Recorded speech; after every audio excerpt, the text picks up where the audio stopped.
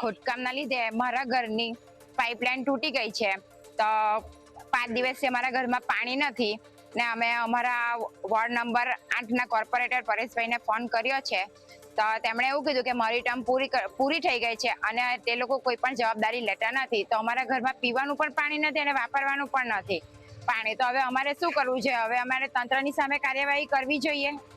એ લોકો ના કરે તો અમારું કોઈ સાંભળતું જ નથી. તો હવે અમે કોની પાસે જઈએ? ખોદકામના લીધે મારા ઘરની પાઇપલાઇન તૂટી ગઈ છે. તો 5 દિવસથી અમારા ઘરમાં પાણી નથી ને અમે અમારા વોર્ડ નંબર 8 ના કોર્પોરેટર પરેશભાઈને ફોન કર્યો છે.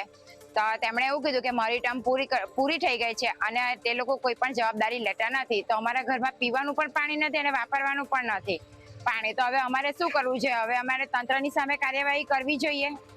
એ લોકો ના કરે તો અમારું કોઈ સાંભળતું જ નથી. તો હવે અમે કોની પાસે જઈએ?